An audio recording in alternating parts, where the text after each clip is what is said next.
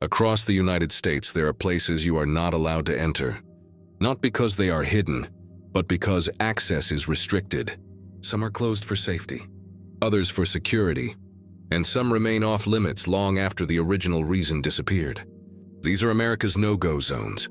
Across the United States, there are places most people will never see, not because they are hidden on maps, but because access to them is restricted, controlled, or deliberately discouraged. These areas are often referred to as no-go zones, locations where entry is limited by law, security, environmental danger, or long-standing policy. Unlike fictional forbidden zones, these places exist openly. They are documented. Some appear on official maps. Others are known only through warning signs, security patrols, or unmarked boundaries. What defines them is not secrecy alone, but restriction. No-go zones in America fall into several categories. Some are military or government-controlled. Others are environmentally hazardous. A number of them are abandoned, unstable, or legally protected. In every case, access is limited for a reason, though that reason is not always fully explained to the public. During the 20th century, especially during and after the Cold War, the number of restricted areas in the United States expanded significantly. National security concerns, weapons development, nuclear testing, and large-scale infrastructure projects led to the creation of zones where civilian access was either tightly regulated or completely prohibited. Over time, some of these places lost their original purpose. Facilities were closed, projects ended, funding disappeared, yet the restrictions often remained. Areas were fenced off, left to decay, or absorbed into broader restricted regions. For the public, these zones became part of the background. People learned where not to go without necessarily knowing why. Warning signs replaced explanations. Authority replaced transparency. In other cases, no-go zones were created to protect people from danger, rather than protect secrets. Chemical contamination, radiation, structural collapse, and unexploded ordnance made certain areas unsafe long after their original use ended. Restricting access became a matter of public safety. What all no-go zones share is distance, not just physical distance, but informational distance. The less accessible a place is, the less it is discussed. Over time, limited access leads to limited understanding. This lack of information creates speculation, but speculation is not the focus here. These zones do not need mystery to be significant. Their importance lies in what they reveal about how power, risk, and responsibility are managed. No-go zones show where governments draw boundaries between public and restricted, safe and unsafe, visible and unseen. They reflect decisions made under pressure, often during moments of fear or urgency. Understanding these places is not about crossing lines. It is about recognizing why the lines exist and what happens when they remain long after the original reasons have faded. In the following parts, we will examine different types of American no-go zones. Not myths, not rumors, but real locations, and the systems that keep them out of reach. Some of the most well-known no-go zones in the United States are controlled directly by the federal government or the military. These areas are not hidden, but access to them is tightly regulated, monitored, and enforced. Military bases, weapons testing ranges, research facilities, and training grounds occupy vast portions of American land. In many cases, civilians may pass nearby without ever seeing what lies beyond fences, gates, or warning signs. The restrictions are justified by national security, safety concerns, or both. During the Cold War, the number and scale of these restricted zones increased dramatically. Nuclear weapons development, missile testing, radar systems, and classified research required large, isolated areas. Remote deserts, mountain regions, and sparsely populated land were chosen precisely because they were far from public view. Some of these places remain active today. Others no longer serve their original function, yet access is still limited. Facilities may be closed, downgraded, or repurposed, but restrictions often remain in place long after the original mission has ended. The logic behind this persistence is rarely explained publicly. In some cases, it is bureaucratic inertia. In others, it is concern about residual hazards, unexploded ordnance, contaminated soil, or unstable structures. Sometimes, classification itself becomes the reason. Once a site is labeled sensitive, removing that label becomes difficult. What distinguishes military no-go zones from other restricted areas is the level of enforcement. Surveillance, patrols, and legal penalties make entry not only discouraged, but criminal. Even unintentional trespassing can lead to detention or arrest. Yet for most people, these zones fade into abstraction. They exist on the margins of awareness, rarely discussed unless an incident occurs. Their presence is accepted as part of national defense, even when the specifics remain unknown. These areas reveal how security reshapes geography. Land that was once open becomes restricted. Access is replaced by authority. Transparency gives way to silence. Government and military no-go zones are not evidence of conspiracy. They are evidence of priorities. They show where protection of systems outweighs public access and how long those boundaries can remain in place. In the next part, we move away from security and toward a different kind of restriction. Places closed not to protect secrets, but to protect people from danger that cannot easily be removed. Not all no-go zones in the United States exist to protect secrets. Many exist to protect people from environments that are unsafe, unstable, or permanently altered. These areas are restricted not because of what is hidden there, but because of what remains. Across the country, former industrial sites, testing grounds, and disaster zones have been closed to the public due to contamination or long-term risk.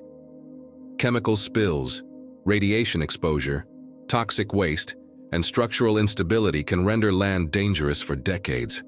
In some cases, the damage cannot be fully reversed. Nuclear testing sites are among the most well-known examples. During the mid-20th century, large areas were used for weapons testing with limited understanding of long-term environmental consequences. While testing ended, radiation did not disappear on schedule. Restricted access became a permanent necessity. Other no-go zones formed around industrial pollution. Factories closed, companies dissolved, and responsibility became unclear. Contaminated soil and water were left behind, often requiring extensive cleanup efforts that took years or were never fully completed. Until remediation could be proven effective, access was restricted. Natural disasters also created long-term exclusion zones. Floods, landslides, wildfires, and earthquakes can leave areas structurally unsafe. Buildings become unstable, ground shifts, infrastructure collapses. Even when the immediate danger passes, the land itself may no longer support safe habitation. In these cases, restriction is often gradual.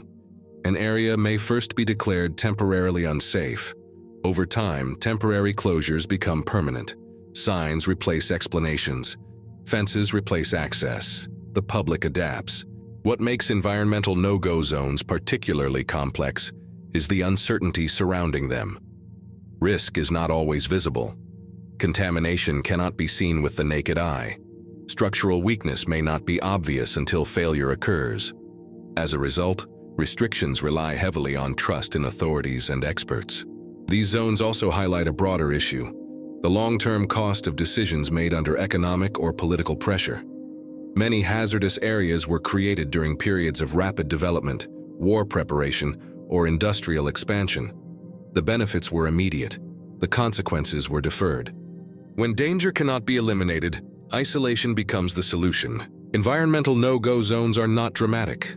They are quiet, often forgotten. Over time, they fade from public discussion, even though the land remains altered.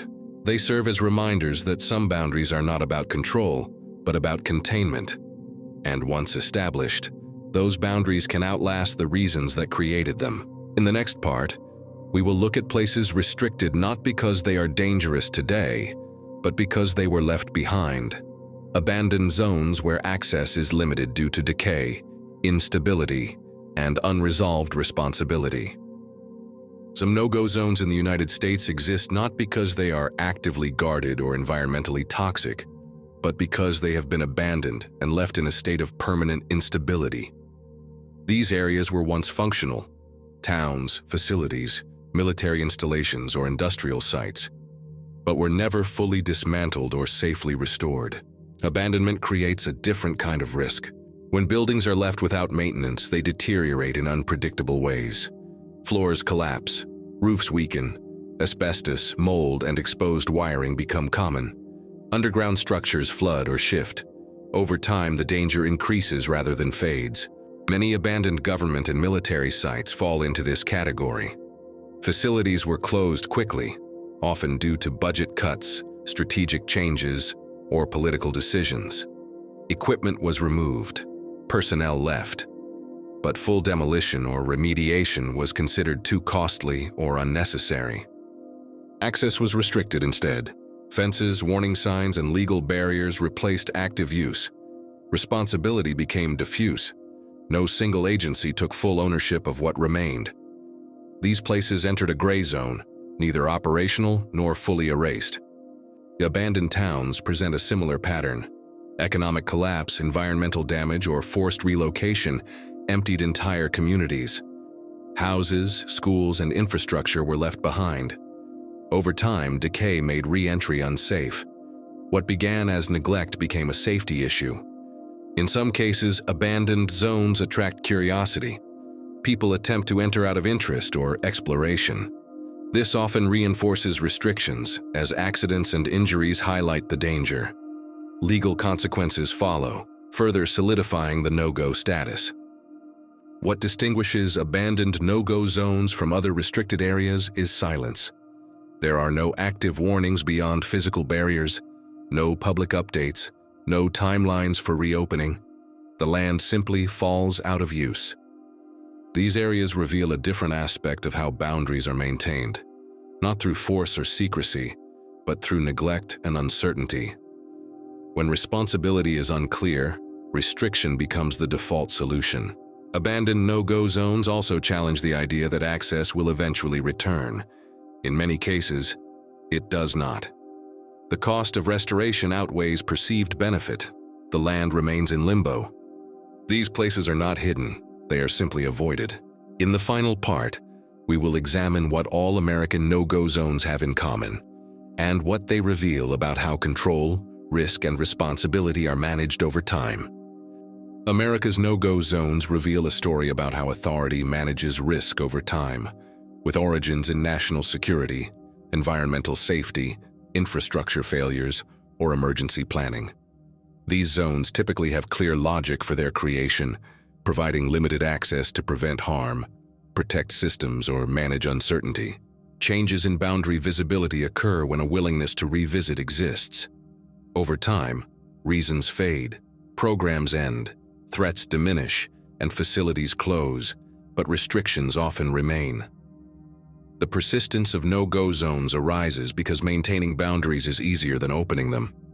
With time, silence replaces justification, and warning signs replace communication, resulting in public adaptation to not knowing.